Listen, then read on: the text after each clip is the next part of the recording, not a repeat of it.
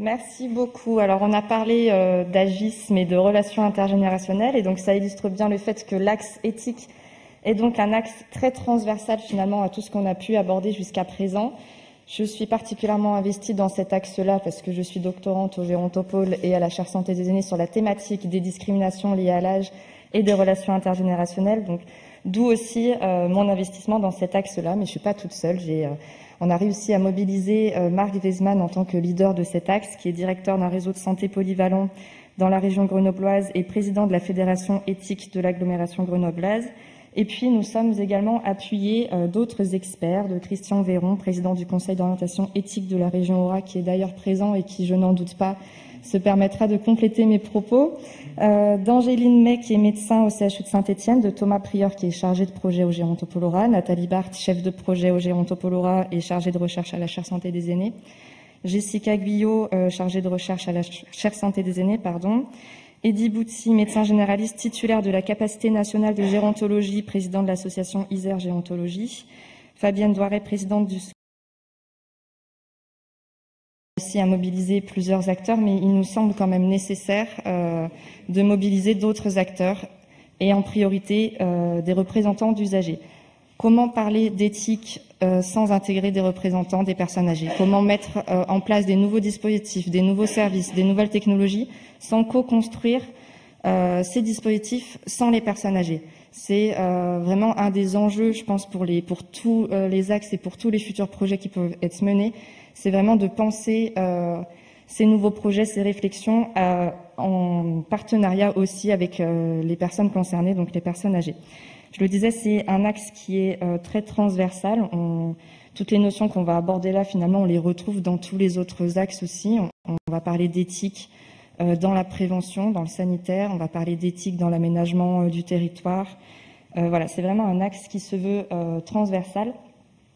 On a la nécessité aussi on souhaite en tout cas que cet axe éthique puisse être investigué aussi par des spécialistes en droit éthique, par des philosophes notamment. Donc voilà, on travaille aussi sur la collaboration avec de futurs professionnels. Et puis aussi avec d'autres comités d'éthique. J'ai pu échanger avec le comité d'éthique, terre d'éthique de CHU de Saint-Étienne par exemple, qui vont certainement investiguer aussi cet axe-là en partenariat avec le Gérontopôle Aura. Un axe transversal donc, et puis cette nécessité pour nous d'être un soutien, un rôle de conseil et d'expertise aussi pour tous les autres axes. On souhaite que cet axe-là ne soit pas un axe de contrôle sur l'éthique dans les autres axes, mais bien de conseil. Et donc, on invite grandement tous les autres axes à venir nous solliciter dès que besoin, en fait, pour apporter un éclairage, un conseil sur toutes les questions éthiques que vous pourriez vous poser et dont nous vous invitons bien sûr à vous poser. Donc voilà, on est mobilisable et on souhaite vraiment que vous vous saisissiez des compétences que peuvent représenter les membres de cet axe-là pour vous accompagner aussi dans vos projets. On a eu plusieurs réunions de travail et en fait la question s'est vite posée sur finalement qu'est-ce qu'une personne âgée. On parle de seniors, de personnes âgées, mais finalement qu'est-ce que c'est une personne âgée? À partir de quel âge on peut dire qu'une personne est âgée et est-ce que finalement c'est éthique de dire ça? On parle de personnes âgées, mais finalement, il faudrait parler de personnes. On est toutes des personnes vieillissantes. On prend un an de plus chaque année. Donc finalement, on va tous être concernés par ces questions et on est tous concernés par ces questions-là. On parle souvent de replacer la personne comme actrice de son parcours. La personne âgée, actrice de son parcours, mais c'est la personne, en fait, actrice de son parcours. Qu'elle soit âgée ou pas, c'est une nécessité pour n'importe qui. Donc finalement, on s'est posé cette question, qui est vieux? La question est difficile. Il n'y a pas vraiment de réponse. On entend souvent différents rapports qui ont pu être menés en fonction de l'âge des répondants. Forcément, l'âge varie. Les plus jeunes vont avoir tendance à dire qu'on est âgé à partir de 65 ans et les 80 ans et plus vont avoir tendance à dire qu'on est âgé à partir de 85 ans. Donc finalement, la personne âgée, on peut pas vraiment la définir par un âge. Alors, est-ce qu'on pourrait pas plutôt définir la personne en tant que avec des besoins en fait, des besoins et des capacités? Et dans cet axe éthique, il nous semble important de plutôt réfléchir en termes de besoins et donc indépendamment de l'âge finalement, parce qu'il y a des personnes qui vont avoir des besoins spécifiques à 65 ans qui concerneront pas des personnes plus autonomes à 80 ans. C'est très hétérogène. Il faut penser des vieillissements et pas un vieillissement. Donc voilà, c'est déjà un premier axe de travail pour nous, Axe Éthique, c'est finalement qu'est-ce qu'on met derrière le mot personne âgée, qui ça concerne. Et visiblement, on est plutôt d'accord là-dessus. La critérisation par l'âge est absolument à l'opposé de l'éthique et donc nécessité finalement de parler en termes de besoins. Je tente de changer de diapo. C'est bon. On a quand même pu mettre en lumière différentes thématiques, axes de travail qui nous semblent prioritaires, avec l'ensemble des membres de cet axe-là. Le consentement libre et éclairé chez les personnes atteintes de troubles cognitifs. Vous voyez, en haut, on a remis nécessité de replacer la personne, sans forcément parler de personne âgée, mais la personne en tant qu'être humain, au centre des actions, décisions en tant qu'actrice de son parcours. Consentement libre et éclairé chez les personnes atteintes de troubles cognitifs ou non d'ailleurs, parce qu'on constate que bien souvent, et notamment dans les questions de l'institutionnalisation, la personne âgée ou la personne qui ne peut plus en tout cas être à domicile est quelquefois la dernière au courant de son institutionnalisation. Et on est aussi là à l'opposé de l'éthique et donc la nécessité aussi de replacer la personne au centre des discussions. Ça me fait penser aussi en parallèle avec le projet Famaco qu'on a évoqué sur la conduite automobile des seniors, où on se rend compte aussi que bien souvent la prise de décision de l'arrêt de la conduite automobile, elle est prise un peu de manière informelle parce que tout ça n'est pas encadré, mais que la personne âgée finalement on lui enlève les clés, on lui dit que la voiture est cassée. Voilà, la décision elle n'est pas prise en partenariat avec elle est prise par d'autres personnes, médecins, proches, aidants, etc. Là encore, il y a un bout de chemin à faire quand même. Évidemment, un autre axe de travail, c'est sur les discriminations liées à l'âge. Alors, au Gérontopole, on a mené une étude en 2020 sur le vécu du confinement par les personnes de 65 ans et plus, et qui a pu mettre en lumière des formes d'agisme. Initialement, c'est une recherche que j'ai menée et j'avais fait de l'agisme initialement parce que j'étais partie du principe que les personnes âgées de 65 ans et plus allaient forcément avoir besoin de soutien plus spécifique pendant cette crise-là. Et quand je me suis confrontée au terrain, aux besoins de terrain, j'ai vite compris que les personnes de 65 ans et plus avaient vécu cette crise et cette façon dans les médias d'être exposées comme très infantilisant et très catégorisant en fait, et qu'elles avaient un ras-le-bol, si je peux me permettre, d'entendre qu'elles étaient fragiles, que les personnes de 65 ans et plus étaient toutes fragiles et à risque. En tout cas, une forme d'agisme vécu, avec des conséquences sur la santé très néfastes. Ça, c'est la littérature et les recherches scientifiques sur le sujet qui le prouvent. Donc voilà, un gros axe de travail sur les discriminations liées à l'âge qui s'illustre dans le cadre de cette thèse. En partenariat avec une équipe internationale, les universités d'Ottawa, de Liège en Belgique, 2 universités au Cameroun également, pour permettre de comprendre aussi comment est perçu le vieillissement dans les autres pays et ce qui peut en découler en fait des formes d'agisme, puisque l'agisme est une discrimination fondée socialement, fondée sur la manière dont on a de se représenter le vieillissement et de se représenter la jeunesse. Et professeur Gavazzi, vous le disiez tout à l'heure, effectivement, il y a aussi un besoin de faire changer les représentations aussi de chaque génération envers l'autre génération. Et c'est pour ça que au Gérontopolora, on a entamé des actions de sensibilisation à l'agisme, telles que des conférences, des rencontres intergénérationnelles en partenariat avec la chaire santé des aînés, où on a sensibilisé les soignants, par exemple, du groupe Aesio il y a quelques jours sur les discriminations liées à l'âge au sein des institutions de soins. Une autre thématique qui nous paraissait importante dans l'axe éthique, c'est la fin de vie et les directives anticipées qui doivent concerner finalement toutes les personnes, parce qu'il n'est pas trop tard pour rédiger ces directives anticipées. Voilà, donc c'est un autre axe de travail. On l'a beaucoup abordé aussi aujourd'hui, les questions autour de l'EHPAD de demain et comment remettre de l'éthique dans les futurs EHPAD, ou les EHPAD d'aujourd'hui, vis-à-vis des résidents. On le sait, il y a des formes d'agisme aussi qui sont véhiculées par les soignants, qui sont évidemment plein de bonne volonté, mais c'est ce qu'on appelle l'agisme bienveillant en fait, où malgré eux, des soignants peuvent avoir des formes, enfin avoir des comportements agistes, et puis aussi replacer des réflexions éthiques vis-à-vis des soignants.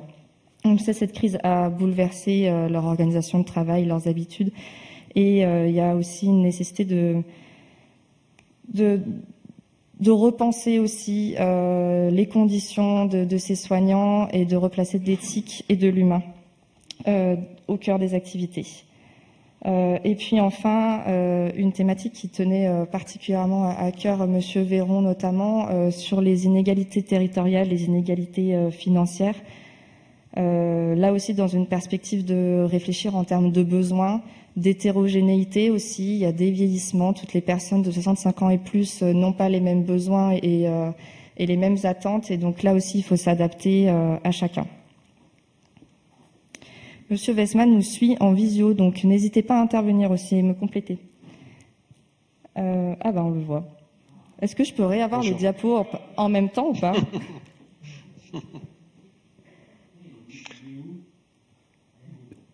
Très joli fond d'écran.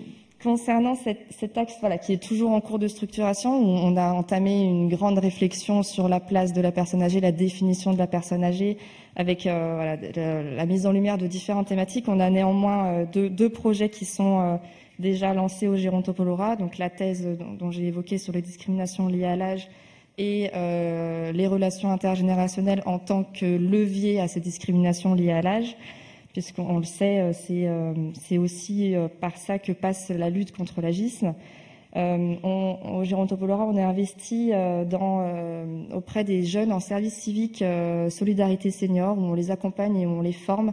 Et ces jeunes qui sont spécialistes, qui interviennent plus particulièrement pour lutter contre l'isolement des personnes qui vivent soit à domicile, soit en institution.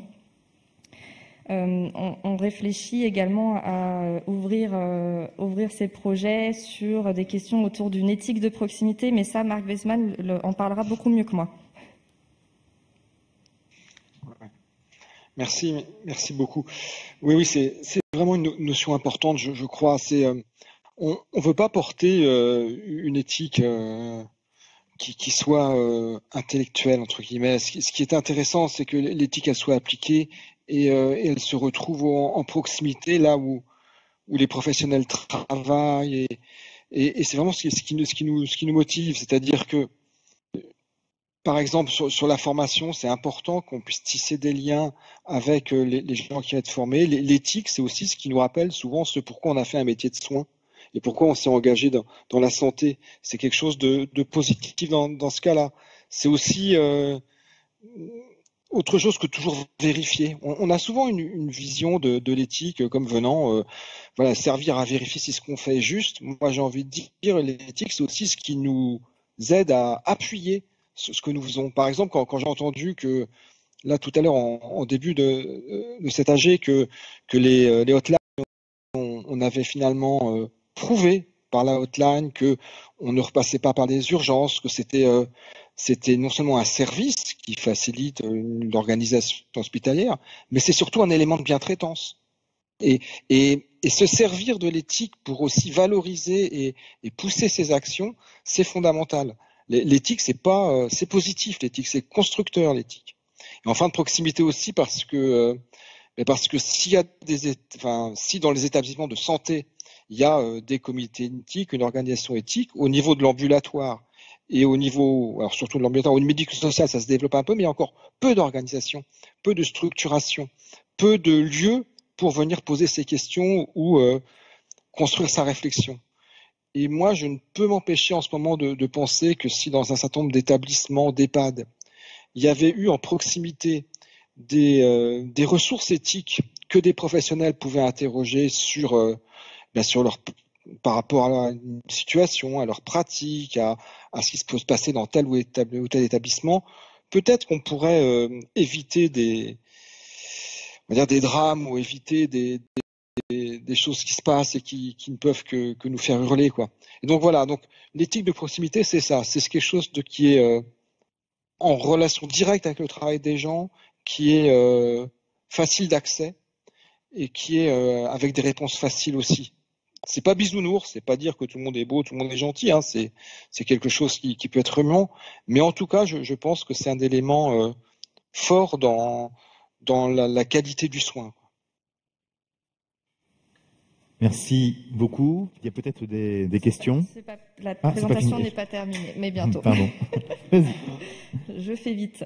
Merci Marc. On se posait également la question comment investir les conseils départementaux, régionaux, comment être en lien avec les professionnels de l'ambulatoire, mais surtout cette idée de ne pas refaire l'existant, en fait, de s'appuyer avec ce qui existe déjà. Il y a différentes fédérations d'éthique dans la région qui existent. Donc l'idée, c'est pas de faire la même chose, en fait, mais c'est d'aller cerner les besoins de terrain et d'aller proposer des choses qui viennent compléter ce qui existe déjà et répondre aux besoins des acteurs de terrain. Ah, il y a une dernière diapo. Donc voilà, vous l'avez compris, différentes thématiques, hein, d'abord une réflexion éthique et puis un rôle de conseil auprès des différents axes. Néanmoins, on envisage quelques actions, notamment en s'appuyant par exemple de la semaine bleue, des actions de sensibilisation autour des différentes thématiques qu'on a pu aborder, telles que les directives anticipées, la personne de confiance, le consentement, et puis d'autres conférences, mais qui seront mises en place de toute façon tout au long de l'année 2022-2023 sur les discriminations liées à l'âge et les représentations du vieillissement. Voilà, je vous remercie.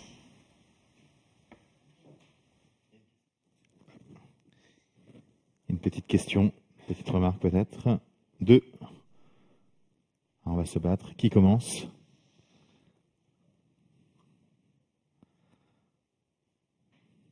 On vous écoute. Bonjour, merci beaucoup Pierre Crolac-Salmon de Lyon.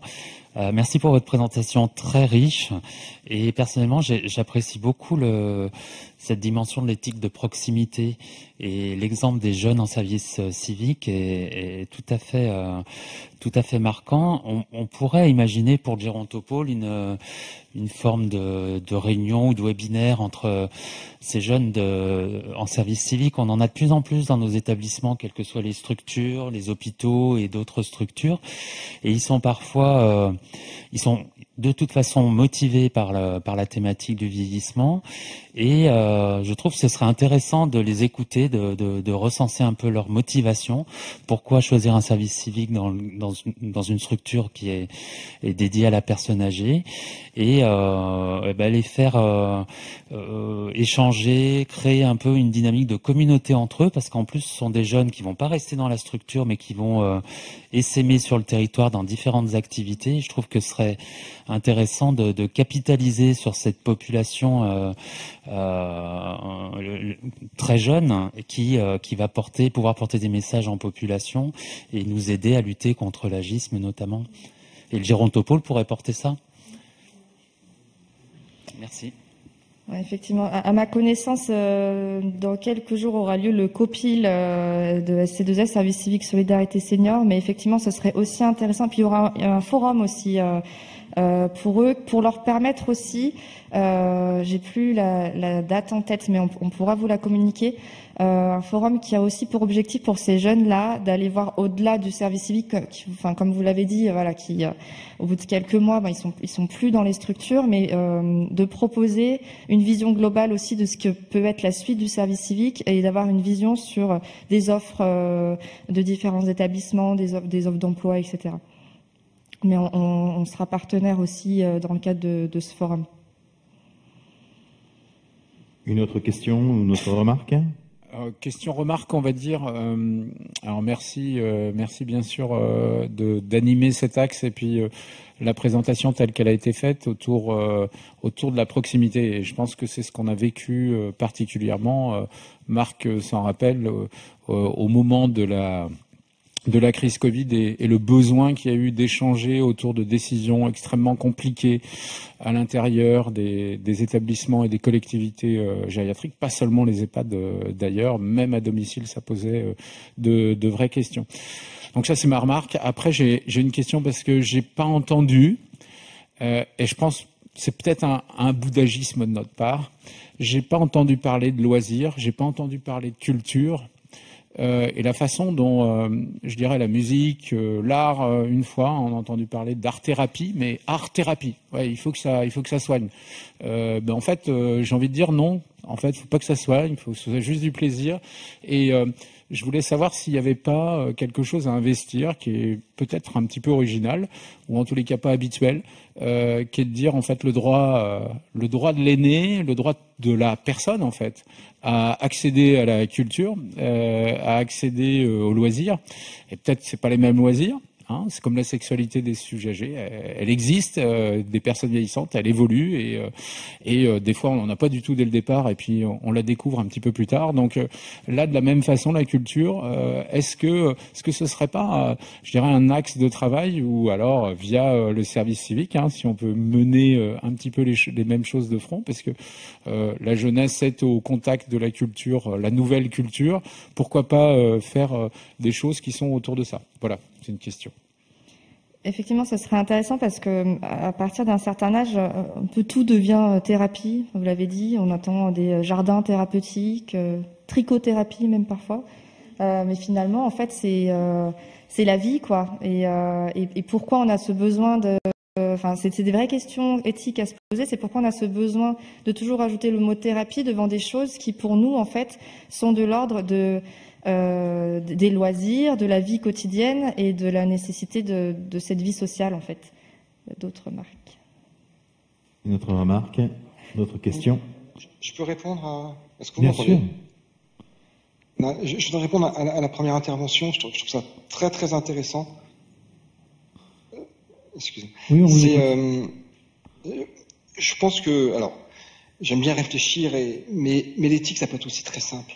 Ça va peut-être faire bizarre, ça, mais on peut parler éthique en 2 heures à des gens qui ne connaissent pas le mot, et quand on parle juste de bientraitance, d'autonomie, alors équité, ça va peut-être un peu plus compliqué, mais même d'équité, on touche des valeurs fondamentales, et ça, on peut en parler à tout le monde, à des jeunes, à des moins jeunes, à des gens qui ont des hauts niveaux d'études, mais à des gens qui ont des niveaux d'études, des petits niveaux d'études. Et moi, c'est pour ça que là, quand on parlait de la formation tout à l'heure, Ok, moi j'ai fait médecine, je pense que j'ai jamais eu 2 heures où ces mots ont été prononcés pendant toutes mes études, et je me dis, ça serait bien si aujourd'hui on pouvait systématiquement mettre ces mots, cette réflexion-là, pas sur des longtemps, hein, il ne s'agit pas de rentrer dans un truc très intello, mais juste pour dire, quand on se pose des questions, quand on travaille, il y a quelques mots qui nous garantissent de ne pas faire trop de grosses bêtises, quoi. Et ces mots, je vous dis, c'est bientraitance, c'est autonomie, c'est respect de l'autonomie, c'est respect, c'est voilà des mots simples.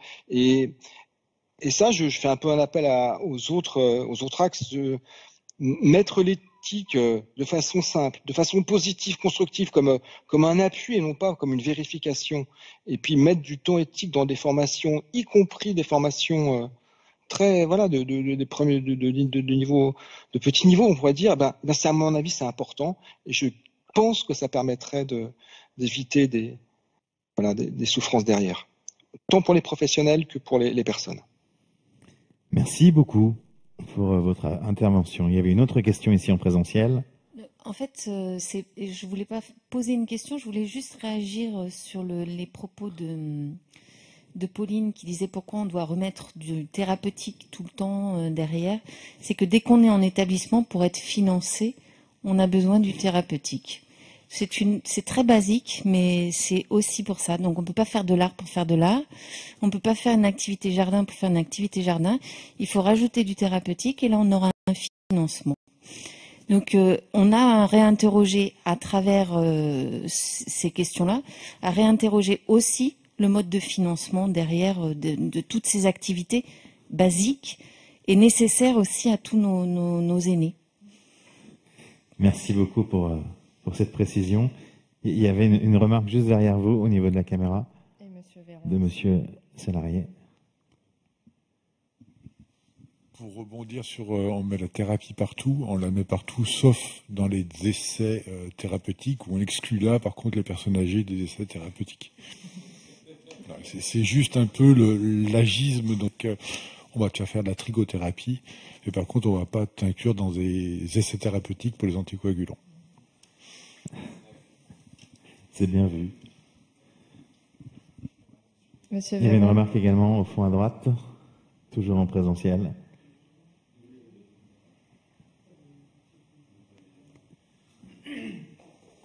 Je voulais juste préciser aussi que donc cet axe éthique, il est à la disposition de tout le monde, et c'est ça la proximité aussi, et c'est aussi, je pense, un objectif de cet axe, sur appel des autres axes, de venir donner un avis, parce qu'il faut quand même bien comprendre que l'éthique ne donne jamais de solution.